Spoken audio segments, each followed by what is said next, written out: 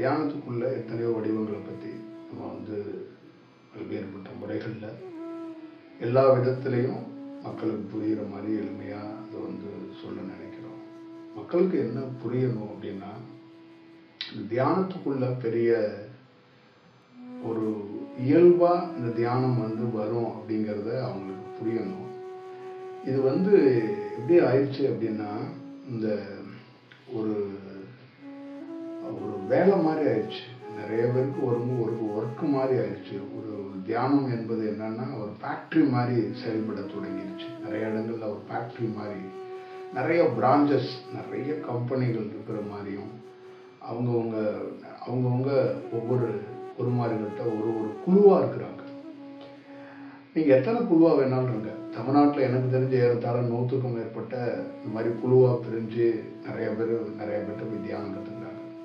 இந்தியாவில் அப்போ எவ்வளோ பேர் இருப்பாங்கன்னு பார்த்துக்கோங்க. இப்போ உலகம் முழுக்க எவ்வளோ பேர் இருப்பாங்க.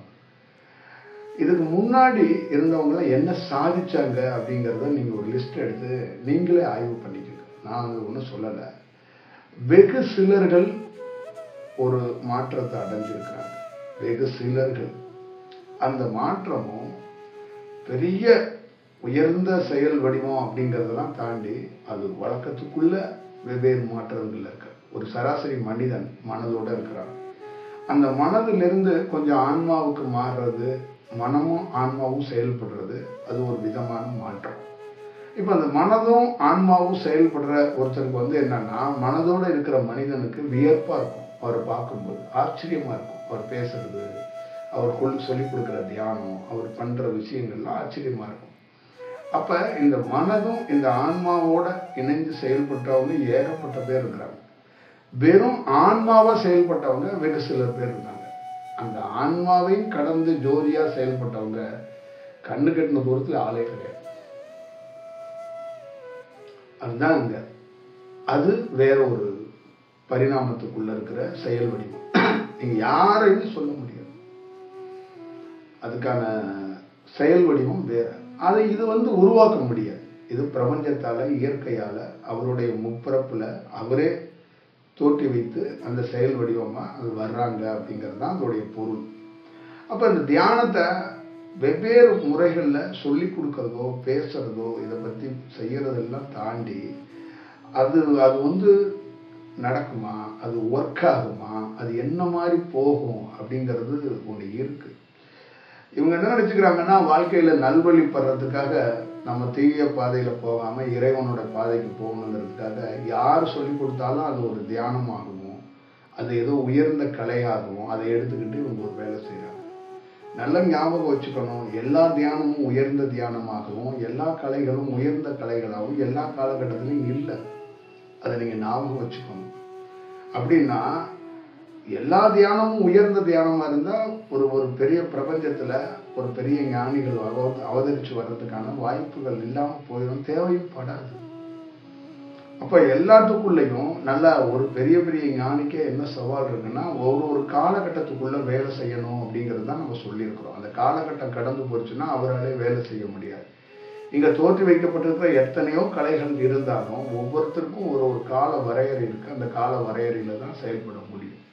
அப்ப உயர்ந்த தியானம் அப்படிங்கிறத எல்லாரும் எல்லா இடத்துலையும் போய் கத்துக்கங்க. அதனால ஒன்றும் தவறு இல்லைங்கிறது தான் உங்களுடைய செயல். கடவுளால படைக்கப்பட்ட எல்லா பேரும் ஒரு நல்ல உயர்ந்த செயலுக்காக தான் வழி நடத்துறாங்க, பின்பற்றுறோம் அப்படின்னு நீங்க நினைக்கலாம். நானும் ஒரு காலகட்டத்தில் அப்படிதான் நினைச்சேன். கடவுளால தோற்றி வைக்கப்பட்ட எல்லா விஷயமும், எல்லா தியானமும், எல்லா குருமார்களும் உயர்ந்த செயலோட நோக்கத்தோட தான். ஆனா ஒரு படிக்கு மேல அடுத்த படிக்கு மேல அடுத்த படிக்கு மேல என்னுடைய அனுபவத்துல பார்க்கும்போது இது நான் எப்படி சொல்றேன்னா கண்டறிந்து சொல்றேன். ரொம்ப தெளிவா தெரிஞ்சு ஒரு முன்னாடி நடக்க போறத இப்பயே உங்களுக்கு தெளிவுபடுத்த வேண்டிய கடமை என்கிட்ட இருக்கு. அதனால அதை நான் தெளிவா சொல்றேன். நீங்க எத்தனை தியானம் எங்கெங்க என்னென்ன பண்ணினாலும் அதெல்லாம் இந்த காலகட்டத்தில் ஒர்க் ஆகாம என்ன செய்யுமான்னு தெரியாமலே அந்த குருமார்களால் கொடுக்கப்படுகிறது. அவங்களுக்கு தெரியல. அவங்களுக்கு வந்து என்னன்னு கேட்டீங்கன்னா, அவங்களுடைய அனுபவத்துல இது உயர்ந்த தியானமாகவும் இது உயர்ந்த செயலாகவும் நினைச்சுக்கிறாங்க. ஒரு உடலுக்குள்ள நான் பல்வேறுபட்ட சூழல்ல சொல்லியிருக்கேன். ஒரு நரம்பு விழிக்கிறதோ, ஒரு சக்கரத்துக்குள்ள மாற்றம் ஏற்படுகிறதோ, நெற்றி பூட்டுல மாற்றம் ஏற்படுகிறதோ, தலைப்பகுதியில் மாற்றம் ஏற்படுகிறதோ, முதுகு தண்டுவடுதல மாற்றம் ஏற்படுகிறதோ, காட்சிகள் கிடைக்கிறதோ, சூட்சமத்தில் சில குருமார்கள் சில இன்ஸ்ட்ரக்ஷன் கொடுக்கறதோ, உங்க ஆன்மா சில சமயத்துல பேசி சில இடங்களுக்கு வர வைக்கிறதோ, நீங்க பெரிய நீண்ட தொடர்பாக ஒரு ஆன்மீக பிரயாணத்துக்குள்ள ஒரு பயணத்தில் இருக்கிறதோ, இது பெரிய சாதனை அப்படின்லாம் நீங்க நினைச்சிட வேண்டாம். இதெல்லாம் கடந்த ஒரு செயல் இருக்கு, இதெல்லாம் கடந்த ஒரு பயணம் இருக்கு. அதெல்லாம் ஒவ்வொருத்தருக்குள்ளேயும் இருக்கிற அந்த முப்பிறப்போட இருக்கிற ஒரு பொசிஷன். அது ஒரு அனுபவம், அது ஒரு நல்ல விஷயம். அது ஒரு நல்ல டிஸ்கஷனா எடுத்துக்கிட்டு பேசணும், அது நல்லா மேம்படணும், நல்ல செயலுக்கு வரப்படணும். இறைவன் பிரபஞ்சம் எல்லா காலகட்டத்திலையும் என்ன சொல்லுதுன்னா, காசு பணம் எந்த கமிட்மெண்ட்டும் இல்லாம இயற்கையா யதார்த்தமா அதுவா ஒரு இன்ஸ்ட்ரக்ஷன் நடக்கப்படணும். ஒரு குருவை நீ தேடி போய் இருக்க வேண்டிய தியானம் கற்றுக்க வேண்டிய அவசியம் கூட கிடையாது. அது உனக்கு வரப்படணும்னா, இந்த காலகட்டத்தில் உன்னை தடுத்து ஆட்கொண்டப்பட்டு உனக்கு ஒரு நல்ல செயல் கிடைக்கப்படணும்னா நிச்சயமா கிடைக்குங்கிறது தான் பிரபஞ்சத்தோட செயல். பிரபஞ்சத்தோடைய செயல் வடிவம் என்னன்னு கேட்டிங்கன்னா, அது நேச்சரோட ஒவ்வொரு காலகட்டத்துக்கு ஏற்ற மாதிரி அந்தந்த வருடங்களில் எப்படி ஒரு குழந்தை பரிணாம வளர்ச்சி அடைகிறதோ அந்த மாதிரி ஒவ்வொரு மனிதனுக்குள்ளேயும் அழுதவன் ஒரு நாள் சிரிப்பான், படுத்தவன் ஒரு நாள் எந்திரிப்பான், தோத்தவன் ஒரு நாள் ஜெயிப்பான், ஜெயிச்சவன் ஒரு நாள் தோத்துருவான், வாழ்ந்துகிட்டே இருக்கிறவன் ஒரு நாள் செத்து போயிடுவான். சாக வேண்டிய ஒரு சூழல்ல இருக்கிறவன் கூட இந்த ஞானத்தால அவனுடைய செயல் வடிவத்தை வேற ஒரு வடிவத்துக்குள்ள மாற்றக்கூடிய வாய்ப்புகள் உருவாக்கப்படும். எத்தனையோ துன்பம் நிறைந்த என்னுடைய உடலே பெரிய பருவ மாற்றத்தை அடைந்ததை என் கண்ணால பார்த்தேன். ஒரு பெரிய மருத்துவராலேயோ விஞ்ஞானிகளாலோ ஆச்சரியப்படக்கூடிய ஒரு செயல் வடிவத்தை சாதாரணமா இருக்கக்கூடிய பல்வேறுபட்ட செயல் வடிவத்துக்குள்ள என் உடலுக்குள்ள பார்த்திருக்கேன். அந்த பாஸ்பரன் சொல்லக்கூடிய பல்வேறுபட்ட செயல் வடிவத்துக்குள்ள ஒரு சுண்ணாம்பு தன்மை உடலுக்குள்ள இருந்தா எப்படி இருக்கும்? இதெல்லாம் நீங்க கேள்விப்பட்டிருக்கீங்களா? தியானத்துக்குள்ள சுண்ணாம்பு தன்மை இயற்கையாகவே உடலுக்குள்ள தன்மைகள் ஏற்பட்டா உடலோட தன்மை எப்படி இருக்கும்? அந்த உடலுடைய மாற்றங்கள் எப்படி இருக்கும்? ஒவ்வொரு சக்கரத்துக்குள்ளேயும் கீழிருந்து ஆரம்பிச்ச முதல் சக்கரம் வரைக்கும் 6ஆவது சக்கரம் வரைக்கும் ஒரு தன்மையில வேலை செய்யும். ஒவ்வொன்றுக்கும் ஒவ்வொரு கனெக்ட் இருக்கு, ஒவ்வொன்றுக்கும் ஒரு செயல் இருக்கு, ஒவ்வொன்றுக்கும் ஒரு வேரியேஷன் இருக்கு. ஒரு விதமா ரியாக்ட் பண்ணும். இத நீங்க மிஷின் மாதிரி வச்சுக்கிட்டு இந்த தியானத்தை இந்த சக்கரத்துக்கு இந்த சுவிட்சை போடணும், அடுத்த சுவிட்சை போடணும், அடுத்த சுவிட்சை போடணும். எங்க ஊர்ல சின்ன வயசுல நாங்கள்லாம் திருவிழாவுக்கு போகும்போது கலராக லைட்டு கட்டி மேடைகளில் நாடக கலைஞர்கள் ஆடும்போது பப்புன்னு வந்தாருன்னா மஞ்சள் லைட்டு போடுவாங்க, இன்னொரு அம்மா வந்துச்சுன்னா பச்சை லைட்டு போடுவாங்க, இன்னொரு அம்மா வந்துச்சுன்னா சிவப்பு லைட்டு போடுவாங்க. இந்த மாதிரி கலர்ஸ், இந்த தாமரை கலரில் மலருது, இந்த கலர்ஸில் இருக்குது, அந்த கலர்ஸில் இருக்குது, இந்த சக்கரத்துக்கு இந்த மாதிரி தியானம், அந்த சக்கரத்துக்கு அந்த மாதிரி தியானம், இப்படி எல்லாம் நீங்கள் நினச்சிக்கிட்டு அந்த இடத்தையெல்லாம் போய் துன்புறுத்தி என்ன வேலை செஞ்சாலும் அது அப்படி இருக்காது. ஒரு நாகத்தை நீங்க வசப்படுத்த முடியாது. நாகம்தான் நம்மள நாகமா வசப்பட்டு வரணும். அதுதான் இயற்கை. ஒரு நாகத்தை போய் என்னோட பழகு, என்னோட வா, என்னை சந்திக்க வா அப்படின்னு கூப்பிட முடியாது. உன்னுடைய வளர்ச்சியில ஒரு நாகமே உன்னை கண்டு வியர்க்கலாம், உன்னை கண்டு பயப்படலாம், உன்னை பார்க்க வரலாம். ஒரு மயில் உன்னை கண்டு பார்க்க வரலாம், ஒரு கருடம் உன்னை கண்டு பார்க்க வரலாம். கோயில்ல கும்பாபிஷேகம் வச்சு நெய்யை வச்சு 3 நாள் 4 நாள் யாகம் வளர்த்து வர வைக்கிற ஒரு கருடனை எதுவுமே செய்யாம ஒருத்தரை பார்க்க அது வரலாம். ஒருத்தரை பார்க்க சூட்சமத்துல பல்வேறுபட்ட குருமார்கள் வரலாம். இதெல்லாம் கிரியேட் பண்றது கிடையாது, சுற்றி அமைக்கி பண்றது கிடையாது. இங்க கிரியேட் பண்ணப்படுது. அதுதான் வருத்தம். முதல் சக்கரத்துல ஆரம்பிச்சு 6 சக்கரம் வரைக்கும் இங்க தியானங்கிற பேர்ல கிரியேட்டிங் நடக்குது, கிரியேட்டிவிட்டி ஜாப் நடக்குது. இதுக்கு நிறைய டீச்சர்ஸ் ஒர்க் பண்றாங்க, நிறைய வாத்தியார் ஒர்க் பண்றாங்க. இதை அந்த குரு இன்ஸ்ட்ரக்ஷன்ல அவர் பல நாள் பல புத்தகங்கள் ஆய்வு பண்ணிட்டு அவருடைய ஓன் தியானத்திலேயே வச்சுக்கிட்டு இதுல எப்படி எப்படின்னு அவருடைய சொந்த அந்த உடல்ல இருக்கிற சின்ன சின்ன பருவ மாற்றத்தை வச்சுக்கிட்டு அவர் மக்கள்கிட்ட கொடுக்க ட்ரை பண்றாரு. ஒரு 10 பேர் தியானத்துக்கு வர்றாங்க, அதை சோதிச்சு பார்க்குறாங்க. அதை சோதிச்சு பார்க்கும்போது அவங்களுக்குள்ள மாற்றம் இருக்குங்கிறாங்க, நரம்பு மாறுங்கிறாங்க, பெரிய விஷயம் இருக்குங்கிறாங்க, என் லைஃபே மாறுதுங்கிறாங்க. எல்லாம் சொல்ல அதை 10 பேருக்கு 20 பேர் ஆகுது, 20 பேரை 100 பேர் ஆக்குறாங்க, 200 பேர் ஆக்குறாங்க, 1000 பேர் ஆக்குறாங்க, 30,000 பேர் ஆக்குறாங்க, 50,000, இப்படியே அதை இம்ப்ளிமெண்ட் பண்ணிக்கிட்டே போறாங்க. அதுக்கப்புறம் அதுக்குள்ள இருக்கிற செக்ஷன்கள் எல்லாத்தையும் அப்படி இப்படிலாம் இருக்கு அப்படின்னு பார்க்குறாங்க. இதெல்லாம் கரெக்டு தான். ஆனால் ஒரு விஷயம் மட்டும் நல்லா ஞாபகம் வச்சுக்கணும். 6 சக்கரத்துக்கும் இந்த மாதிரி ஒவ்வொரு சக்கரத்துக்குள்ளேயும் இந்த மாதிரி தியானம், இந்த மாதிரி தியானம், இந்த மாதிரி தியானம்லாம் அது எல்லா காலகட்டத்திலையும் ஒர்க் ஆகாது. சிவவாக்கியர் எழுதி வைத்த காலம் என்ன, இந்த காலம் என்ன? காகபுஜண்டர் எழுதி வைத்த காலம் என்ன, இந்த காலம் என்ன? உலகம் தோன்றி பல ஆயிரம் ஆண்டுகள் அழிகிற வரைக்கும் என்னுடைய கலை, என்னுடைய மந்திரத்தை நீ கையில வச்சுக்கிட்டே இரு, நீ ஜெயிச்சுக்கணும் சிவகார்த்தியர் எங்க எழுதியிருக்கிறார்? எந்த யுகத்துக்கு சிவவாக்கியருடைய தியானம் ஒர்க் ஆகும்? எந்த யுகத்துக்காக அவர் எழுதப்பட்டிருக்கிறார்? என்னுடைய சொந்த அனுபவத்தை, அவருடைய அனுபவத்தை அவர் ஷேர் பண்ணியிருக்கிறார், எழுதியிருக்கிறார். ஆனா எந்த யுகத்துக்குள்ள அந்தந்த செயல்பாடுகள்லாம் நடக்கும் அப்படின்னு ஒண்ணு இருக்கு. எல்லா யுகத்துக்குள்ளேயும் எல்லா செயல்பாடுகளும் செய்ய முடியாது. அப்படின்னா யுகங்களே உருவாகி இருக்காது பிரபஞ்சத்துல. நீ திரேதாயுகத்துல பண்ண வேண்டிய செயலை கலியுகத்துல பண்ற, கலியுகத்துல பண்ண வேண்டிய செயலை சத்தியயுகத்துல பண்றன்னா, இப்ப நீ எல்லா யுகத்திலையும் ஒரே தியானத்தையே மேற்கொண்டுட்டு வர்றன்னா எதற்காக யுகங்கள் பிரிக்கப்படணும்? யுகங்களே தேவையில்லையே, யுகங்களை விட்டுட்டு போயிருக்கலாமே. அப்ப அந்த யுகம் அப்படிங்கிறது எதுக்கு பிரிக்கப்பட்டதுன்னா, ஒவ்வொரு காலகட்டம் இருக்கு. ராமன் கிருஷ்ணன் ரெண்டு பேரும் ஒரு ஆள் தான். ஏன் ராமன் தோன்றணும், ஏன் கிருஷ்ணன் தோன்றணும்? ராமன் வேற ஒரு ஏரியாவில் இருக்கிறார், கிருஷ்ணன் வேற ஒரு விஷயத்துல இருக்கு. அப்ப கிருஷ்ணன் வர்ற காலகட்டம் ஒரு காலகட்டம், ராமன் வர்ற காலகட்டம். அப்ப ராமன் உடைய தோற்றம் செயல்பாடுகள் எல்லாம் வேற, கிருஷ்ணனுடைய தோற்றம் செயல்பாடுகள் வேற. மாணிக்கவாசகர் அடுத்தது வர்றார். நடராஜரும் அவர் தான், மாணிக்கவாசகர் அவர் தான். நீங்க நடராஜரை தனியாகவும் மாணிக்கவாசகரை தனியாகவும் பார்க்கிற வரைக்கும் உங்களால் கண்டுபிடிக்க முடியாது. மாணிக்கவாசகனும் நடராஜரும் ஒண்ணுதான். சிவன் மாணிக்கவாசகரோட குருநாதர் சிவபெருமான் அப்படின்னு நிறைய பேர் நினைச்சிட்டு இருக்காங்க. சிவபெருமான் தான் மாணிக்கவாசகனே என்பது யாருக்கும் தெரியாது. அதோடைய உள் அர்த்தம் தெரியாது, அதோடைய செயல்பாடுகள் தெரியாது, அதோட உண்மை தத்துவம் தெரியாது. மாணிக்கவாசகன் தான் சிவனாகவே அவதரித்தார். புரியுதுங்களா? அந்த சிவன் தான் மாணிக்கவாசகர்களுடைய செயல் வடிவத்துக்குள்ளே ஒரு வேலையை செஞ்சுட்டு வேலையை முடிச்சதுக்கு அப்புறம் வெட்டவழி தரிசனத்துக்குள்ள அவர் பிரயாணமா தன்னுடைய விஷயத்த போனார். ஆனா அதுக்குள்ள நிறைய டீட்டெயிலிங் இருக்கு.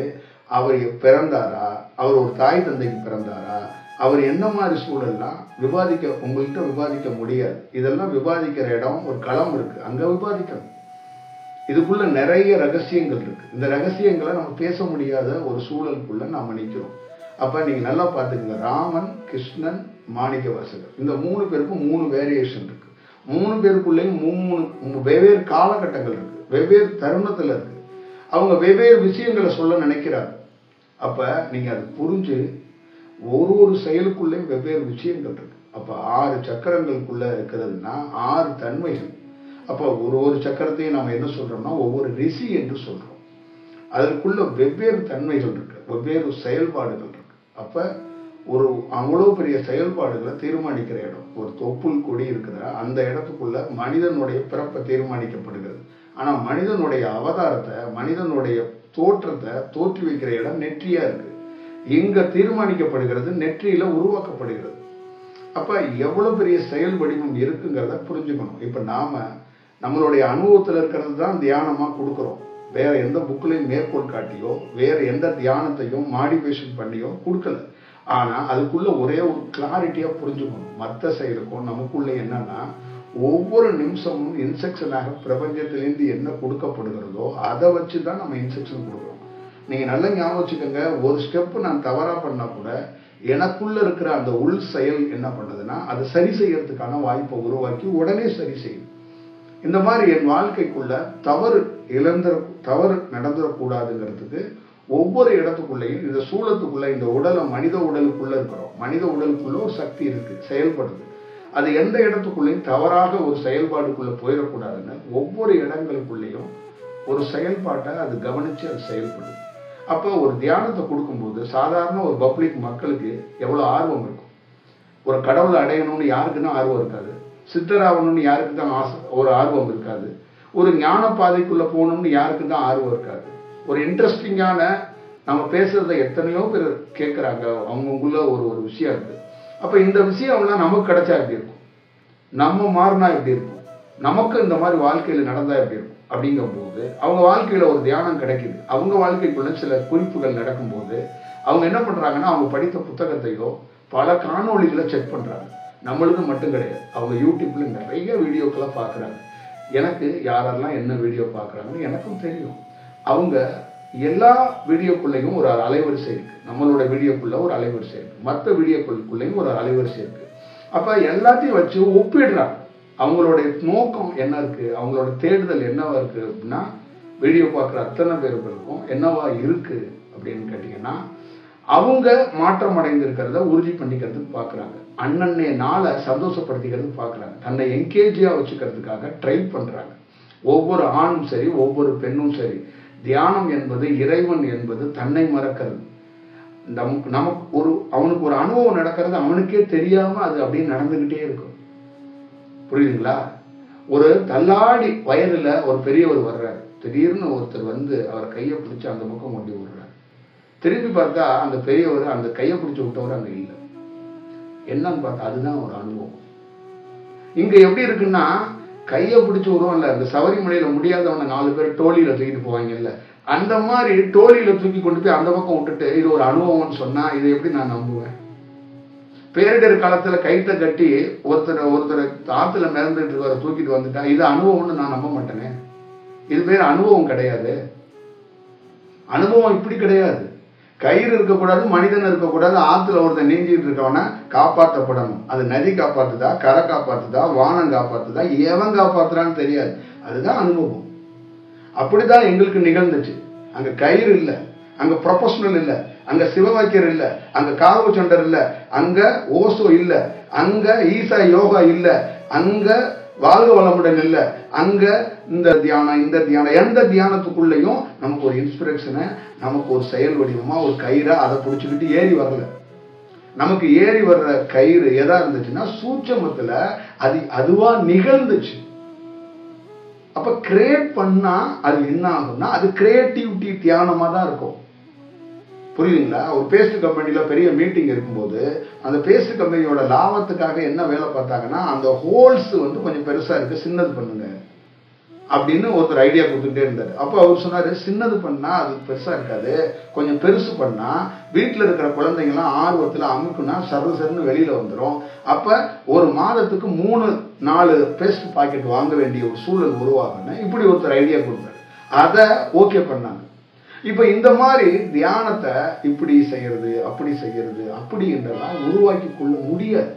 கடவுள் ஒவ்வொரு தனி மனிதன்ட்டையும் எப்ப வேணாலும் பேசலாம், எப்ப வேணாலும் காட்சி கொடுக்கலாம். ஏன் கொடுக்க முடியலன்னா அப்படி கொடுக்க முடியாது. ஏன்னா மனிதன் வேற வடிவத்துல இருக்கிறான், வேற செயல் வடிவத்துல இருக்கிறான். நீங்க பார்த்திருப்பீங்க, ஆதல் ஏவாள் அப்படின்லாம் பார்த்திருப்பீங்கல்ல. அவங்க மாறுறாங்க, ஒரு பழத்தை தின்னுபிட்டு மாறுறாங்க, இறை தோற்றத்திலிருந்து மனித தோற்றத்துக்கு மாறுறாங்க. ஏன் மாறும்போதே இறைவன் நினைச்சிருந்தா தடுத்து ஆட்கொண்டிருக்கலாமே. அவன் அந்த இடத்துல மாறப்பட்டுதான் ஆவான், அவன் மாறப்படுவாங்கிறது தெரிஞ்சுக்கிட்டு அவர் காத்திருக்கிறார்.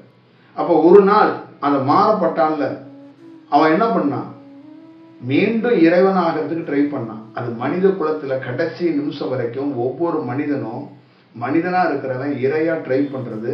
அந்த முதல் முறையா பணத்தை பறிச்சு தின்னாம பாருங்க, அவன் வம்சாவளியில உள்ளவங்க தான் நீங்க உலகம் முழுக்க இருக்கிற மனிதன் எல்லாமே, ஆணும் சரி பெண்ணும் சரி. அந்த வம்சாவளியில உள்ளவன் அந்த பழத்தை பறிச்சு தின்ன மாதிரியே அவன் மீண்டும் ட்ரை பண்ணி இறைத்தன்மைக்கு அடையறதுக்காக ட்ரை பண்றான். இதுக்குள்ள பல்வேறுபட்ட சூழல்ல அந்த பழம் எப்படி என்ன நாகம் ஏமாத்திருச்சு, அது ஏமாத்திருச்சு, இந்த பழத்தை நான் ஏமாந்து சாப்பிட்டுட்டேன். அந்த மாதிரி இன்னைக்கு இருக்கிற ஒவ்வொருத்தருக்குள்ளேயும் இந்த தியானத்துக்குள்ள ஒரு ருசிகரமாக ஒரு இனிப்பு பலகாரம் மாதிரி பல்வேறுபட்டவங்க பல்வேறுபட்ட முறைகள்ல ட்ரை பண்றாங்க. அதை சுவாரஸ்யமா, அது ஒரு பயங்கர பெரிய ஒரு கியூரியாசிட்டியா அதை எடுத்துக்கிட்டு இவங்க பண்ற வேலைகள் எல்லாம் நான் பார்க்கும்போது பெரிய ஆச்சரியமா இருக்கு எனக்கு. இவங்க போற பாக்கு, இவங்க பண்ற வேலைகள், இது பண்ற செயல்கள், இது எல்லாம் ஒரு ஏறத்தாழ இப்ப நீங்க கணக்கெடுத்து பார்த்தீங்கன்னா பல ஆண்டுகள் இப்படி பண்ணலாம். ஒரு ஆண்டுகளுக்கு அப்புறம் ஒன்றும் இருக்காதுங்க. நீங்க இந்தியாவில் நீங்க ஒரு கணக்கெடுங்க, நீங்களே கணக்கெடுங்க. நிறைய பேர் வாழ்ந்தாங்க, அவங்களுடைய பொசிஷன்ல என்ன ஆச்சு. இங்க கொஞ்ச நாள் அவங்க தியானமே இல்லாம அழிஞ்சு போனவங்க எல்லாம் நிறைய பேர் இருக்காங்க. அவங்க கற்றுக் கொடுத்த அவங்க பீக்ல இருந்தாலும் நிறைய பேர் இருக்காங்க. அவங்க தியானமோ இல்ல தமிழ்நாட்டில் அவங்க பேர் சொன்னா கூட நாட்டில் நிறைய பேர் ரொம்ப உயர்ந்தவங்களா இருக்கிறவங்க எல்லாம் இருந்திருக்கிறாங்க. அந்த காலம் உயர்ந்தவங்க அப்படிங்கிறது என்னென்ன எதை வச்சு சொல்றேன்னா, அவங்க அந்த காலகட்டத்தில் பாப்புலரா இருக்கிறது தான் இன்னைக்கு உயர்ந்தது. விளம்பர முகத்துல பெரிய விளம்பரமா எல்லாருக்கும் தெரிஞ்சவங்களா இருக்கிறது உயர்ந்தவங்களா இருக்கிறாங்க அப்படிங்கிற பொருள் ஆகிப்போச்சு. உயர்ந்தவங்கன்னா அனுபவத்துல உயர்ந்தவங்களா இருக்கணும். அனுபவம் தான் உயர்ந்ததை ஏற்படுத்தும், விளம்பரம் உயர்ந்ததை ஏற்படுத்தாது. இன்னைக்கு விளம்பரமாக இருக்கிற எந்த பொருள் உயர்ந்த பொருள், தரமான பொருள் நீங்க சொல்லுவீங்க? ஒரு பொருள் உங்களால சொல்ல முடியுமா? ஒரு சாதாரணமா நம்ம வீட்டில் இருக்கிற ஒரு பாட்டி ஒரு உயர்ந்த தரமான ஒரு பொருளை கொடுக்கும். அதை யாருக்கு தெரியும்? அதுக்குள்ள 1000 நன்மைகள் இருக்கும். அதை எடுத்து யார் சாப்பிடுவா? அதை எடுத்து யார் பண்ணுவா?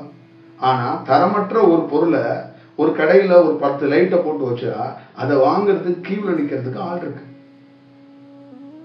அப்ப அதோடைய சூழல் என்னன்னா, அதுதான் மக்கள் மத்திக்குள்ள ஒரு பெரிய செயல் வடிவமா இருக்கும். அதுக்குள்ள என்ன ஒரே ஒரு விஷயம்னா, அந்த தரமான பொருள், அந்த பாட்டியும் அந்த தரமான பொருளும் ஒரு இடத்துக்குள்ள மறைஞ்சுக்கும். ஆனா தரமற்ற பொருள் உலா வரும். ஆனா அதுக்குள்ள இருந்து என்ன நடக்கும் அப்படின்னா, தரமற்ற பொருளை தின்னுட்டு அந்த பொருளும் அழியும், அந்த பொருளை திங்கிறவனும் அழியும். இதுதான் நடக்குது. இப்ப வேக வேகமா போய் வேக வேகமா தியானம் பண்ணி வேக வேகமா பெரிய பெரிய குருமார்கள்ட்ட பார்த்துட்டு என்ன நடக்க போகுது உங்க வாழ்க்கையில? என்ன சாதிச்சிட போறீங்க? என்ன சாதிக்க முடியும் அப்படிங்கிறத பின்னாட்கள்ல பார்க்கலாம். எவ்வளவு காலங்கள் இந்த வண்டிகள் இந்த செயல்கள் எல்லாம் எவ்வளவு நாள் ஓடும் அப்படிங்கிறத பார்க்கலாம். முதல்ல ரூட்டு நல்லா இருக்கணும். அதுக்கப்புறம் தான் அந்த ரூட்டு நல்லா இருந்தால் தான் அதுக்குள்ள விமானத்தை ஏற்கலாமா, ட்ரெயினை ஏற்கலாமா, பஸ்ஸை ஏற்கலாமா, சைக்கிளை ஏற்கலாமா, இல்லை நடந்து நம்ம காலை ஏற்கலாமாங்கிறத தீர்மானிக்க முடியும். அப்ப தியானத்துக்கு அடிப்படையா ஒவ்வொரு சக்கரத்திலேருந்து இந்த சக்கரத்துக்கு மாறுறது, அந்த சக்கரத்துக்கு மாறுறது, அந்த சக்கரத்துக்கு மாறுறது, அந்த சக்கரத்துக்கு மாறுறது. இதுக்கு இப்படி ஒரு தியானம், இடுப்புக்கு கீழே நரம்பை விழிக்க வைக்கிறதுக்கு இப்படி ஒரு தியானம், இதய பகுதியில் ஒரு செயல் செய்யறதுக்கு ஒரு தியானம், நெத்தி போட்டுக்கு ஒரு தியானம், தலையோட உச்சிக்கு ஒரு தியானம், கழுத்தோட செயலுக்கு ஒரு தியானம். இதெல்லாம் நீங்க தியானமா ஒவ்வொரு செக்ஷன்ல பிரிச்சு ஒரு வடிவமா நீங்க கொடுத்து ஒன்று பண்ணீங்கன்னா, இதெல்லாம் இயற்கையா அப்படியே ஒர்க் ஆகுமா அப்படிங்கிறது என்ன உத்தரவாதம் இருக்குங்கிறத விட்டுறலாம். இதெல்லாம் ஒரு இடத்துல கரை சேருமா? கரை சேர்றதுக்கு வாய்ப்பு இருக்கா? நான் இன்னொரு செயலும் சொல்லிடுறேன். என்னுடைய அனுபவத்துல கரை சேராது. நான் ஓப்பனா டிக்ளேர் பண்ணிடுறேன், கரை சேராது. கரை சேர்றதுக்கான எந்த வாய்ப்பு கிடையாது. என்கிட்ட பல பேர் சொல்லியிருக்கிறாங்க, பல பேர் என்கிட்ட பேசியிருக்கிறாங்க. நான் ஒரு உயர்ந்த குருநாதர்கிட்ட ஒரு தியானத்தை கற்றுக்கிட்டு இருக்கேன், நான் இந்த சக்கரா தியானத்தில் இருக்கிறேன், நான் இந்த நெற்றி போட்ட தியானத்தில் இருக்கிறேன், அவர்கிட்டேருந்து அந்த ஃபினிஷிங்கை வேலையை முடிச்சுட்டு வெளியில் வந்துடுறேன். இன்னும் நிறைய பேர் சொல்லியிருக்கிறாங்க. பெரிய வேடிக்கை தான். ஒரே குருநாதர்கிட்ட உண்மையாக இருக்கணும், நிஜமாக இருக்கணும்னு சொன்னதுனால ஒரு வேற ஒரு வடிவத்தில் இருக்கிற ஒரு குருநாதர்கிட்டே போய் அங்கேயே உட்காந்துருக்கிறாங்க. இப்போ ஆள் நமக்கு தேவையில்லைன்னு சொல்லிட்டேன்.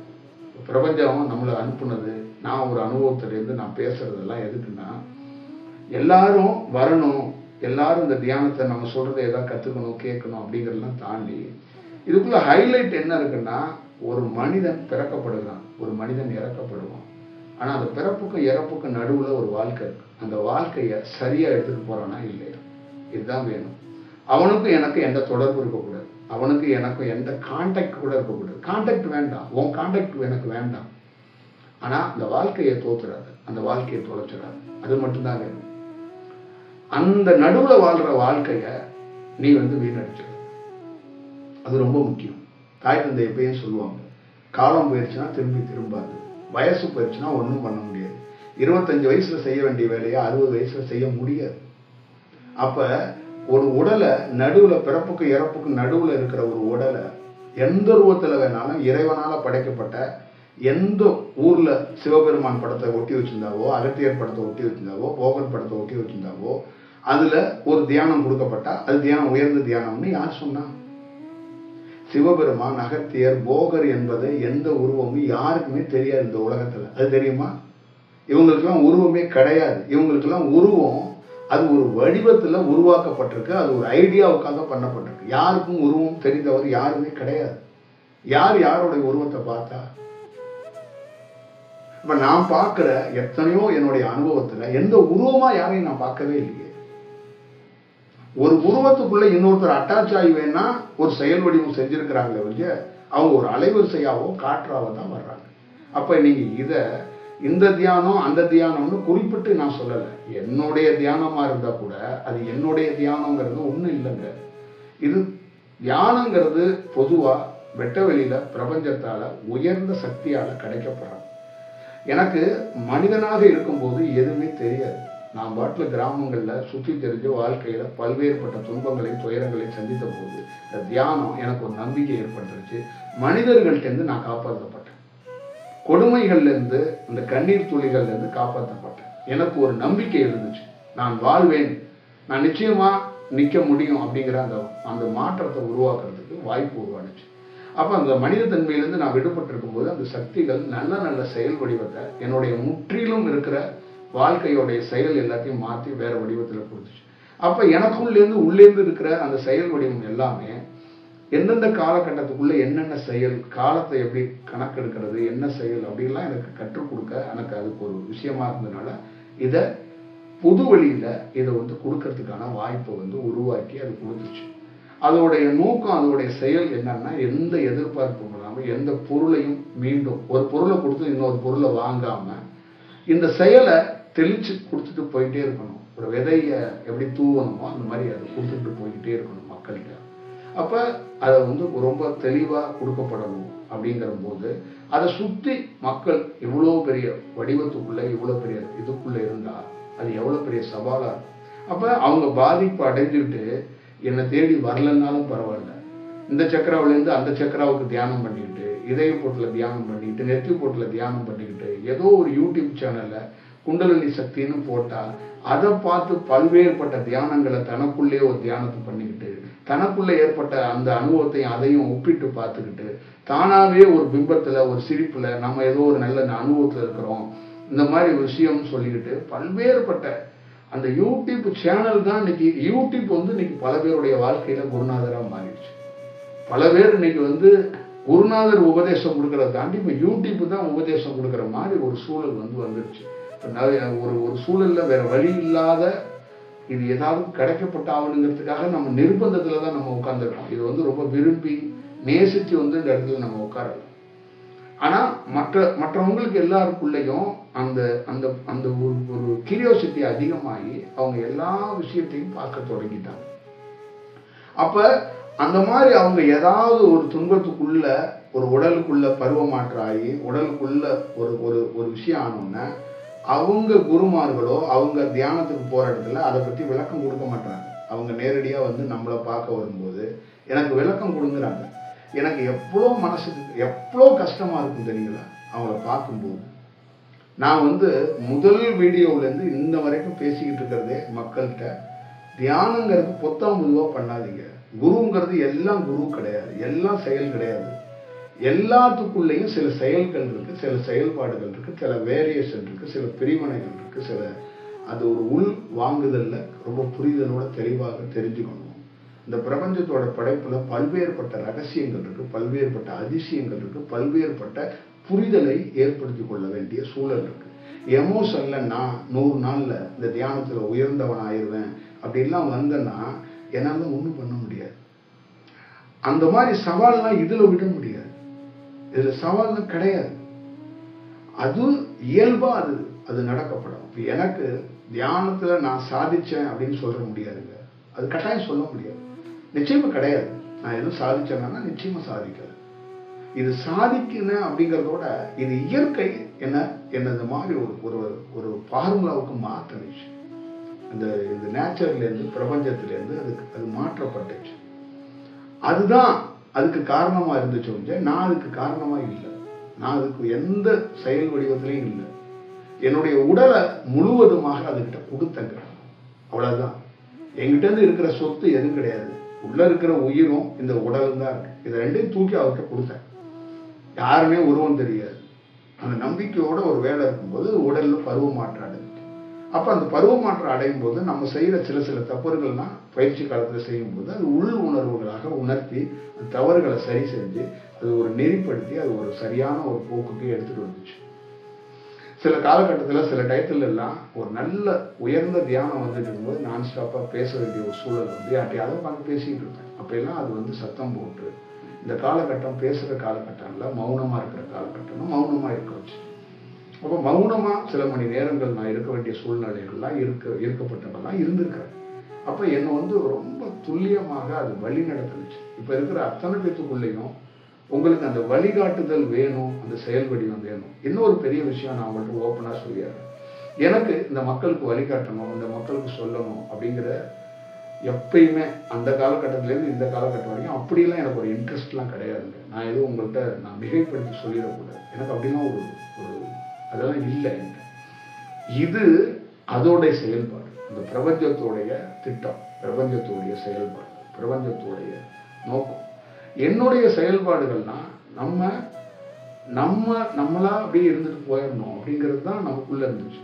பிரபஞ்சம் அந்த அனுபவத்தை கொடுத்ததே பிறருக்கு சொல்லப்படணும் தான். இது பிரபஞ்சத்துக்கும் எனக்குள்ள இருக்கிற பெரிய விஷயம் என்னன்னா, இது யார் கேட்டாலும் கேட்கறனாலும் இதை இந்த யூனிவர்சல்லேருந்து பிரபஞ்சத்திலேருந்து வெளிப்படுத்த வேண்டியது நம்மளுடைய பொறுப்பு, கடமை. அதை வெளிப்படுத்தியது அவ்வளவுதான் இதுக்குள்ள இருக்கிறது. ஒரு நாளும் நம்ம ஒரு காணொலியை பேசுறதோ, எங்க வீட்டில் வர்றாங்க ஒரு நாளைக்கு குறைந்தபட்சம் 25-30 பேர் வரும்போதும் காணொலியில பேசுறது 25 நிமிஷம் 40 நிமிஷம் அவங்களோட பேசுறது, ஒரு நாளைக்கு 4 மணி நேரம் 5 மணி நேரம் பேசுவோம். உயர்ந்த சிந்தனையை தான் பேசுவோம், உயர்ந்த தியானத்தை பத்தி தான் பேசிட்டு இருக்கோம். ஒவ்வொருத்தரோடையும் உரையாடிக்கிட்டே இருக்கோம். அவங்க பல்வேறுபட்ட காணொலிகளை கேட்டு பல்வேறுபட்ட அவங்க குருமார்கள்ட்ட தீட்சை வாங்கி நொந்து டயர்டாகி போய் என்கிட்ட உடனே ரிலீஃப்னஸ் கிடைக்கணும் அப்படின்னு வரும்போது அந்த உடல் கசங்கி அப்படி கிடக்கிறத பார்க்கும்போது ஒரு தாய் பதறுவாள், அந்த மாதிரி நான் பதறேன். அப்ப அடுத்த ஜெனரேஷன்ல கசங்கிடாதீங்க. அடுத்த ஜெனரேஷன்ல அப்படி எவ்வளவு அழுக்கு துணியை தான் என்கிட்ட போடுவீங்க. துவைக்கிறவன் நான் தான், துவைக்கிறதுனால தான் சொல்றேன். இந்த தாய் சொல்லுவாள், இதப்பா அந்த சட்டையில இங்கே கரப்படுதுப்பா, இந்த வேட்டியில இங்கே கரப்படுதுப்பா, பேண்ட்ல இங்கே கரப்படுதுப்பா, கொஞ்சம் பார்த்துக்கப்பா அப்படிம்பாங்கல்ல. இதுதான் நான் நோக்கம் வந்து எனக்கு கடை விரிச்சு அந்த குருநாதர் இந்த குருநாதர் சொல்லி எனக்கு என்ன கிடைக்க போகுது? எனக்கு இதுல என்ன இருக்க போகுது? நானே எல்லாத்தையும் தூக்கி உட்டெறிஞ்சிட்டு வந்தேங்கிறதுல உட்டறிய வச்சிருச்சு பிரபஞ்சம், என்னையே கசைக்கு தூக்கி எறிஞ்சிருச்சு. அப்புறம் எங்க நான் இன்னொரு விஷயத்தை உருவாக்குறது? நான் பிரபஞ்சத்தோடைய ஒரு பிள்ளைங்க. நான் பிரபஞ்சத்தோடைய செயல், அது ஆணை தான்.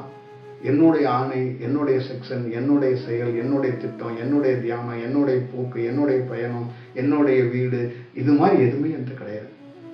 எல்லாம் அந்த பிரம்மம் தான், எல்லாம் அந்த வெட்ட வெளி தான். என்னது எதுவுமே கிடையாது. என்னுடையது ஒரு துளி கூட கிடையாது. எனக்குன்னு சொந்தம் எதுவும் கிடையாது. எனக்குன்னு எந்த இதுவும் கிடையாது. எதை நான் எடுத்துட்டு வந்தேன், எதை நான் எடுத்துட்டு போறேன், எதுவும் என்னது இல்லை. இன்னைக்கு நான் உட்கார்ந்து இருக்கிறேன். இந்த தியானம் எனக்கு கிடைக்காம கூட போயிருந்துருக்கலாம். இது கிடைச்சதுக்கு காரணம் யாரு? கண்ணுக்கு தெரியாத யாருன்னு எந்த மாதிரி உருவம், சிகப்பா இருக்குமா, கருப்பா இருக்குமா, மஞ்சளா இருக்குமா, பச்சையா இருக்குமா, அந்த மாதிரி எந்த உருவத்தையும் நான் பார்க்கல. அப்படி ஒரு அனுபவத்தை, அப்படி ஒரு செயலை, அப்படி ஒரு டிஸ்கஷன் அது ஏற்படுத்துச்சு. பல 1000 ஆண்டுகள் ஒவ்வொரு யுகங்கள்ல இருக்கிற பல்வேறுபட்ட செயல்கள் நான் விவாதிக்க முடியாமல் அமர்ந்திருக்கிறேன். யாரிடம் விவாதிக்கணும்னு தெரியாமல் அமர்ந்திருக்கிறேன். இந்தியாவில் நீங்க அவதரிச்சிருக்கிற லட்சக்கணக்கான ஞானிகளை பற்றி எனக்கு முழு டீட்டெயிலா தெரியும். அதுக்கு முன்னாடி அவதரிச்சுட்டு போனவங்களை எனக்கு டீட்டெயிலா தெரியும். இப்ப லைவ்ல வேலை செஞ்சுட்டு இருக்க அத்தனை பேரும் என்னென்ன நடக்குது எனக்கு எல்லாம் தெரியும். இதெல்லாம் நான் இல்லை, ஒட்டுமொத்தமான இந்த பிரபஞ்சத்தோட செயல். அப்ப இங்க உட்கார்ந்து வீட்டுல உட்கார்ந்து அவங்கள்ட்ட விவாதிக்கும் போது அவங்க குமுறுறாங்க, அழுகுறாங்க, கதறாங்க, கண்ணீர் விடுறாங்க. என் உடல்ல இந்த மாதிரி மாற்றம், இந்த மாதிரி மாற்றம், இந்த மாதிரி செய்யணும், இந்த மாதிரி செய்யணும். அப்போ ஒரு தியானத்தை அப்படி இப்படி பண்ண முடியாது. அப்ப கண்டறியறதுக்கு அவங்களுக்கு பிரச்சனை. அவங்க என்ன நினைச்சிடறாங்கன்னா, இறைவனால் தோற்றி வைக்கப்பட்ட எல்லா பொருளும் மிக சரின்னு எங்கெங்க என்னென்ன கிடைக்குதோ அவங்க அப்படியே போய் அங்கங்க ஐக்கியம் வைக்கிறாங்க. ஒரு காலையில ஒரு கட்சிக்காரன் ஒரு மோர் பந்தல் திறந்தான், ஒருத்தன் இங்கிருந்து வெளிப்போக்கணும் இருந்தான், கொஞ்சம் மோரை குடிச்சான். மத்தியானம் ஒரு கட்சிக்காரன் சாப்பாடு கடையை திறந்தான், அங்க போய் சோறு தின்னாங்க. அடுத்த சாயந்தரம் ஒரு கட்சிக்காரன் அங்க வேற ஒரு சோமாபானத்தையோ சுறாபானத்தையோ திறந்தான், அங்க போய் குடிச்சாங்க. இன்னொருத்தன் இரவுல இன்னொரு கடையை திறந்தான், அங்க போனாங்க.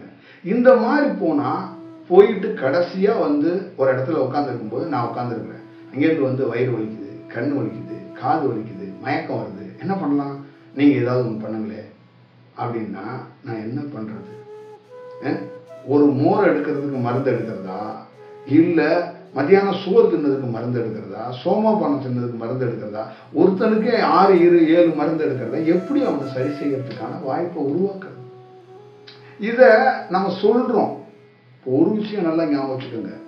இந்த பிரபஞ்சம் எனக்கு ஒரு விஷயத்த காட்டி கொடுக்கலன்னா நான் சொல்ல மாட்டேன், காட்டி கொடுக்குது. ஒண்ணு காட்டி கொடுத்தது சும்மா நாச்சும் சோத்தை போட்டுக்கிட்டு என்ன பேசாம ஒரு வீட்டுல எங்கேயாவது படுக்க வச்சிருந்துச்சுன்னா அதுக்கு நான் கோயில் கட்டி கும்பிட்டுருவேன். அது சும்மா இல்லாமல் நீ இந்த மாதிரி உட்காந்து பேசு, மக்கள்கிட்ட சொல்லு, அவன் கேட்டால் கேட்குறான், கேட்காட்டியும் போகிறான், அதெல்லாம் ஒன்றும் கவலைப்படாத. நீ பேசு, நீ சொல்லு, எழுது, போய்கிட்டே இரு. கேட்கலனாலும் பரவாயில்ல, இந்த யூனிவர்சலில் பெரிய மாற்றம் நிகழும், இந்த அலைவரிசை வெளியில் வந்துக்கிட்டே இருக்கணும் அப்படின்னு சொல்லும்போது அவ்வளோ பெரிய செயல்லையும் நம்ம ஒரு வேலை செய்யணும். எத்தனையோ நாள் உங்களுக்கு தோணலாம், இவங்க தான் யாரும் கேட்கலையோ, இல்லை ஏதாவது ஒரு விஷயம் இவங்க புரிஞ்சுக்க மாட்டாங்கன்னா நான் ஏன் சொல்ல ட்ரை பண்ணலான்னு கூட உங்களுக்கு நினைக்கலாம். இது எனக்கும் ஏற்பட்டிருக்கு.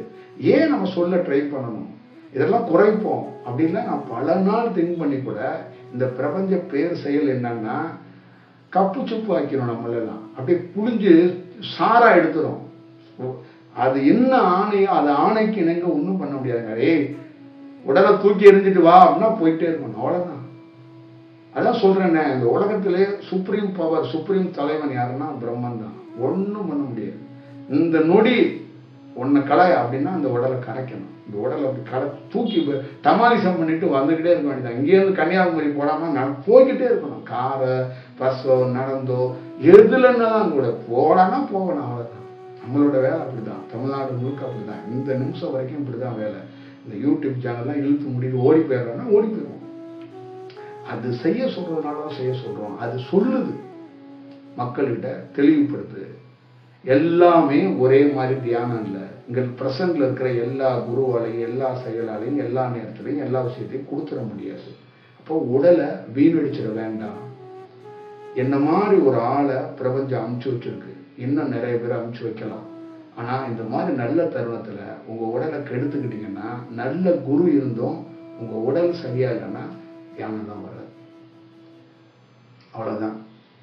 இது பிரைவேட் கம்பெனியை முன்னிறுத்துறதுக்காக, வாழ்க்கையில முன்னேறதுக்காக, வாழ்க்கையில பெரிய பொருள் ஈற்றுவதற்காக தியானத்தை பிரபஞ்சத்திலிருந்து கொடுக்கப்படலை. நல்லா ஞாபகம் வச்சுக்கணும். தன்னை உணர்ந்து தனக்குள்ள இருக்கிற மறைப்பை எடுத்து தன்னை நெறிப்படுத்தி கொண்டு போதுமானது. 2 இட்லி தானா, 2 இட்லிக்கு மேல இருக்கிறது உன்னுடையது இல்லை. 100 ரூபாய்க்கு மேல 100 ரூபா தான் உனக்கு. 100 ரூபாய்க்கு மேல 1 ரூபாய் இருந்தாலும் அதை இன்னொரு தட்டை நீ கொடுத்துரு அப்படிங்கிற அந்த நெறிய தாயோ தந்தையோ வாதியாரோ வேற யாரும் சொல்லி கொடுத்து உருவாக்க முடியாது. இந்த பிரபஞ்சம் சொல்லி கொடுக்காது, அந்த தியானத்துல அந்த தன்மையை உருவாக்கும். இப்ப இரக்கம், கருணை, ஒருத்தர் மேல இறக்கப்படுறது, கருணை எல்லாம் அப்படி படாம இயல்பாவே அது நடக்கணுங்கிறாங்க. ஒருத்தரை பார்த்துட்டு ஐயோ இவர் என்ன இப்படி இருக்கிற, இவருக்கு ஏதாவது பண்ணணும் அப்படிங்கிறது அது என்ன இரக்கம். அது அப்படி இல்லாம அது இயல்பாகவே ஒருத்தர் வருவார் பாருங்களேன், அவரை பார்க்காமலே அவருக்கு ஒரு 50 ரூபா கொடுக்கணும், அப்படி வரும். நான் அப்படிதான் இருக்கிறேன். இப்போ ஒருத்தர் வருவாரு, அவருக்கு ஒரு 100 ரூபாய் எடுத்து கொடுப்பா அப்படிங்கிறது இருக்குல்ல. அவரை பார்த்து, அவர் தோற்றத்தை பார்த்து, அவர் பேசுறத பார்த்துட்டு, அவர் கண் கலங்கிறத பார்த்துட்டு உதவி பண்ணா அது மனித செயல். அவர் பேசுறதுக்கு முன்னாடியே, அவர் கலங்கிறதுக்கு முன்னாடியே அவர் கரெக்ட் பண்ணணும். அப்ப அதுக்கு என்ன பிரபஞ்சம் கொடுக்குதுன்னா, அது தியானத்தால நீ மாற்றம் அடைஞ்சாதான் நீ கருணையோ அன்போ அடையாம இயல்பாகவே நீ மாறி நின்றுவ. நீ 2 இட்லிக்கு மேல 1 இட்லியை நீ கொடுக்கணும், இன்னொருத்தர் கொடுக்கணும். 4 இட்லி உன் தட்டுல இருக்குன்னா 2 போதும், 2 கொடுக்கணும்னா கருணையால அன்பால நீ கொடுத்தனா ஒரு நாள் கருணை அன்பு உனக்கு மாறி போய் நீ ராட்சசனா மாறுற மாதிரி ஆயிரும். நீ ராட்சசனா மாறிட்டனா என்ன பண்ணுவான்னா, 4 இட்லி உன் தட்டுல இருக்குல்ல, எதிரில் இருக்கிறவன் தான் அவன் 6 இட்லி வச்சிருப்பான், அவன் 6 இட்லியும் இப்படி தின்றுவான். அப்ப நீ என்ன ஆகும்? அப்ப ஒரு நாள் உன்கிட்ட இருந்து இருக்கிற அன்பும் கருணையும் போய்விடும். ஒரு நாள் நீயே ராட்சசனாக மாறுவாய் என்று அர்த்தம். அப்ப நீங்க அதை பார்த்துக்கணும். அப்ப இயல்பாக அது மாறணும். அது மாறுறதுக்கு ஒரு வழி பண்ணு. மனிதன் விலங்கா மாறக்கூடாதுங்கிறதுக்காக தான் ஞானி தோன்றான். மனிதன் விலங்காக மாறிட்டானா வேற வடிவாயும். ஒரு புலி ஒரு மனிதனை அடிச்சிருச்சுன்னா அந்த புலியை அப்புறப்படுத்திடுவாங்க, இல்லைன்னா புலியை தனிமைப்படுத்தி வச்சுருவாங்க. ஏன்னா மனித கறி ருசி கண்டுருச்சுன்னா அந்த ஃபாரஸ்ட் காட்டுக்குள்ள அதை நடமாட விடக்கூடாது. அதே மாதிரி மனிதன் விலங்கு தன்மைக்கு மாறிடுவாங்கிறதுக்காகத்தான் மனிதனுக்கு இறைவனுடைய தியானம் கொடுக்கப்பட்டது. ஒரு இறைவனுங்க இப்ப என்ன பல்வேறுபட்டவர் என்ன சொல்றாங்கன்னா, ஒரு இறைவன் எனக்கு தியானம் கற்றுக் கொடுத்தான், எந்த குருமாரும் கற்றுக் கொடுக்கல, அவனை நான் பார்த்ததே கிடையாது. இறை தோற்றம் இறை வடிவம் எனக்கு தியானம் கற்றுக் கொடுத்தது. பல்வேறுபட்டவர், நான் உங்களை மாதிரியே தாங்க அனுபவம் பெற்றிருக்கிறேன், நான் உங்களை மாதிரியே தாங்க இருக்கிறேன், எனக்கு உங்களை மாதிரியே தாங்க உங்க வாழ்க்கையில என்ன நடந்துச்சு அதே மாதிரி நடக்கிறேன்னு சொல்றாரு. இப்ப இது எப்படி இருக்குங்கிறத நான் எப்படி சொல்றதுங்கிறது புரியல. இது இப்படி இல்லை. ஒரு ஒரு ஒரு ஒரு மனிதன் தோற்றத்துக்குள்ள நான் மனிதங்க, எனக்குள்ள இருக்கிற சக்தி மனிதன் கிடையாது. நீங்க மனித தோற்றத்துக்குள்ள நான் இருக்கிறல்ல, அதனால என் சக்தியையும் என் மனிதன் மாதிரியே பாக்குறீங்க. என் சக்தி சுப்ரீம் பவர், அதோடைய முழு வீரியத்தை காட்ட மாட்டது. அது 5%, 10%, 20%, 30% தான் வெளிப்படுத்துது. நீங்க இந்த மனித தோற்றத்துக்குள்ள பல்வேறுபட்ட குருமார்களை பார்த்துட்டு மாறியும் என்னையும் நீங்க நினைக்கிறீங்க. எனக்குள்ள இருக்கிற சக்தி பிரம்மாண்டமானது, அது பயங்கரமானது. நீங்க இந்த மனிதன் மாதிரியே அதுகிட்ட அதை பார்த்துறாதீங்க, அதோட போய் ஒப்பிட முடியாது. புரியுதுங்களா? லட்சக்கணக்கான ஞானிகள் இங்க உருவாகி அவன் சமாதியில இருக்கிறான். அவெல்லாம் யார சுப்ரீமா நினைக்கிறான்னா அந்த சக்தி உள்ள இருக்கு. அதுக்கு இந்த உடலே நடுங்குது. புரியுதா? என் உடலே நடுங்குது. சமீப காலங்கட்டத்துல என்னுடைய பாதத்துக்கு நானே தான் பூஜை பண்றேன். நானே ஏதாவது பாதத்துல ஏதாவது தொடரணும் போகணும்னா யாரையும் தொட விடுறது கூட அப்படி ஒரு விஷயம். இந்த உடலையே உள்ள இருக்கிற செயலை இந்த உடல் வணங்குது. அப்ப அது ஒரு செயல்பாடுகள் எப்படி இருக்கு அப்படிங்கறத பார்த்துக்கணும். அப்ப நீங்க என்னமோ சாதாரணமா அது ஒரு விஷயம் இவர் கிடைச்சிருச்சு, நாம கிடைச்சிடும், ஒரு போயிருக்கும். இப்ப உங்களுக்கு கிடைக்கணும் அப்படிங்கறத தாண்டி நீங்க விலங்கா மாறிடக்கூடாதுங்கிறது தான் அதோடைய நோக்கம், அதோடைய செயல்பாடுகள். இல்லைன்னா ஒரு மனித உடலுக்குள்ள இப்படி ஒரு சக்தி இப்படி ஒரு விஷயத்தை வெளிப்படுத்த வேண்டிய அவசியம் இல்லை. அப்ப எனக்குள்ள இருக்கிறது நான் ஏதோ ஒரு பெரிய நிறுவனமா மாறணும், பெரிய விஷயமா மாறணும். நல்ல ஞாபகம் வச்சுக்கோங்க, இந்த தன்மை மாறப்பட்டிருக்கல. எனக்குள்ள இருக்கிற அனுபவம் எது கிடைத்தாலும் இது விரும்பாது. அப்படியாப்பட்ட ஒரு சூழலை அது உருவாக்கிட்டாங்க. அப்ப அதுக்குள்ள வேறு என்னத்தை விரும்பிட போகுது, என்னத்தை செஞ்சிட போகுது, அது இல்லை. அப்ப உள்ள இருக்கிற செயல் என்னன்னா இந்த உடலை அது ஃபுல்லா வேலை செய்ய வைக்குது. அது இயக்குது. கிருஷ்ணன் பிடிச்சி குதிரையை இயக்குனால கீதையில, அந்த மாதிரி இது பிடிச்சி இயக்கி அது ஒரு வேலையை செய்ய வைக்குது. அந்த வேலை எதுக்கு செய்ய வைக்குதுன்னா மனிதன் விலங்கா மாறுறதுக்குள்ள காப்பாற்றப்படும். இதுதான் ரொம்ப முக்கியம். இருக்கிற எத்தனையோ கோடீஸ்வரர்களை நீங்க பார்த்துருப்பீங்க. உங்க அருகாமையில உங்க தெருவுக்கு பக்கத்துல எத்தனையோ கோடீஸ்வரர்கள் இருப்பாங்க, எத்தனையோ பொலிட்டிக்கல்ல இருப்பாங்க. யாருக்கு உதவுறா, எத்தனை கோடி இருக்குன்னு உங்களுக்கே நல்லா தெரியும். நீங்க இவ்வளவு காலங்கள் பயணம் பண்றீங்கல்ல, ஒரு தெருவுக்கல்ல போங்க, எந்த தலைவன் தினந்தோறும் அவன் வீட்டுல அன்னதானம் கொடுக்குறான் சொல்லுங்க. நீங்க 60 ஆண்டுகளா ஓட்டு போட்டுட்டு இருக்க ஒரு தலைவரோட வீட்டு வாசல்ல தினந்தோறும் ஒரு 500 பேருக்கு 300 பேருக்கு சாப்பாடு கிடைக்குதா? சாப்பாடு அவர் ஆத்மாத்மா எதுவும் கொடுக்குறாரா? இல்ல அவர்கிட்ட இருந்து இருக்கிற அவர் சம்பாதிச்ச காசுல இருந்து பல ஏழைகளுக்கு தனிப்பட்ட முறையில தினந்தோறும் ஏதாவது பண்றாரா? இதை பண்ணணும்னு அவசியம் இல்லை, பண்றாராங்கிறத நீங்க யோசிங்க. அப்ப ஒரு மனிதன் தாங்கிட்ட இருக்கிற பொருளையோ தாங்கிட்ட இருக்கிற அது அளவுக்கு அதிகமா இருக்கிற விஷயத்த கொடுக்க மறுக்கிறான். தனக்கு தேவைப்படும் போது அதை பயன்படுத்துறான். ஒரு பணத்தை எப்ப மக்கள்கிட்ட விநியோகம் பண்ணணும்னு அவன் தீர்மானிக்கிறான். எப்ப ஒரு 10 பேருக்கு உணவு கொடுக்கணும்னா கல்யாண நாள், பிறந்த நாள், அவனுடைய பிடித்தமான நாட்கள்ல உணவு கொடுக்கவோ கோயிலுக்கு வரவோ வரான். அப்படி கோயிலே இல்லை சாமியே இல்லைன்னா அப்பையும் அவனுக்கு சாதகமா ஏதாவது இருந்தாதான் அவன் செயல்பட வரான். அப்ப அவன் எப்படி இருக்கிறான்? மனித தன்மையிலிருந்து விடுபட்டு கொஞ்சம் கொஞ்சம் விலங்கு தன்மைக்கு மாறுறான். விலங்கு தன்மை அப்படின்னா என்னன்னா, தனக்கு தேவைன்னா ஒண்ணு களத்துல இறங்குதுன்னா அது பேரு விலங்குன்னு அர்த்தம். விலங்கு என்ன பண்ணும்? ஓவர் பசி வந்துச்சுன்னா எதிரில் இருக்கிறது பசி அப்படியே காதை அடைச்சிடும். அப்ப என்ன பண்ணும்? எதிரில் இருக்கிறது ஒரு உயிராக இருக்கு தெரியாது, அதோட பசி மட்டும்தான் தெரியும். அதனாலதான் ஒரு சிங்கமோ ஒரு புலி என்ன பண்ணுது? நேரடியா ஒரு உயிரை கொண்டுதான் நம்ம சாப்பிட்றோங்கிறத மறந்து போயிடுச்சு. அந்த வெறியில என்ன பண்ணுதுன்னா அதான் விலங்கு. அப்ப அந்த விலங்கு தன்மையில ஆகா பசியில இருந்தா கூட ஒரு மனிதன் என்ன பண்ணுவான்? அது எதிரில் இருக்கிறது உயிராச்சு. இப்ப நம்ம பசியில இருக்கிறோம், எதிரில் இருக்கிற ஒரு மனிதனை போய் கடிச்சு கறியை தின்ற முடியுமா? அப்ப நம்ம மனிதனா இருக்கிறோம். அப்போ ஒரு விலங்கு அங்க மனித தன்மையில இல்லை, விலங்கு தன்மையில இருக்கிறதுனாலதான் அது பசிக்காக எந்த உயிரை வேணாலும் அடிக்கும். அதே மாதிரிதான் ஒரு மனிதன் தற்காலிக காலங்கள்ல அந்த விலங்கு தன்மைக்கு மாறுறதுக்கான வாய்ப்பை உருவாக்கிட்டு வரோம். அப்போ விலங்கா மாறிட்டான்னா ஒவ்வொருத்தனுமே ஒரு உயிரை அடித்து இன்னொரு உயிரை திங்கிற விலங்கு மாதிரி ஆயிரும். அதுக்காக தான் இந்த தியானத்தை கொடுத்ததுக்கு இறைவன் கொடுத்தான். இப்போ இங்கே என்ன ஆகி போச்சுன்னா தியானத்தாலே செத்து போயிடுவாங்க மாதிரி. அதுதான் இங்கே பிரச்சனை. தியானம் பண்ணா காப்பாற்றப்படுவான்னு இருந்த சூழல் போய் இப்ப தியானம் பண்ணவனே தியானத்தாலே செத்து போயிடுவாங்க மாதிரி. அந்த மாதிரி ஒரு தியானம் இங்க கொடுக்கப்பட்டுக்கிட்டே இருக்கு. இப்ப எவனை காப்பாத்துறதுங்கிறது ஒன்றும் புரியல. இதுதான் பெரிய விஷயமா இருக்கு. எல்லாத்தையும் உதறிட்டு ஒரு ஞானியா வந்தான், பல கோடிகளை குருவாயிட்டு பல கோடிகளை சம்பாதிச்சிட்டான் அப்படிங்கிற. இந்த எல்லாத்தையும் உதறப்பட்டதுனாலதான் ஞானம் கிடைக்கும், அந்த உயர்ந்த சிந்தனை கிடைக்கும். உயர்ந்த ஞானத்துக்குரிய உயர்ந்த சிந்தனைக்குள்ள எல்லாத்துக்குள்ளேயும் திறந்தவனாக சுற்றி இருக்கிற அனைத்து பொருளும் இருந்தாலும் அது என்னுடையதே இல்லை அப்படின்னு ஒருத்தன் எதுலையும் அகப்பட்டுறாம அடிக்கடி என்கிட்டயே சொல்லுவாங்க. பாலை பரமேஸ்வரி அடிக்கடி எனக்குள்ள தியானத்துக்குள்ள என்ன சொல்லணும்னா, எதற்குள்ளேயும் நீ அகப்பட்டு போகாதே, அகப்பட்டு போகாதரா, எதுக்குள்ளேயும் அகப்படாத, இந்த இடத்துக்குள்ள நீ உட்காரணும் அப்படின்னு கூட நினைக்காத.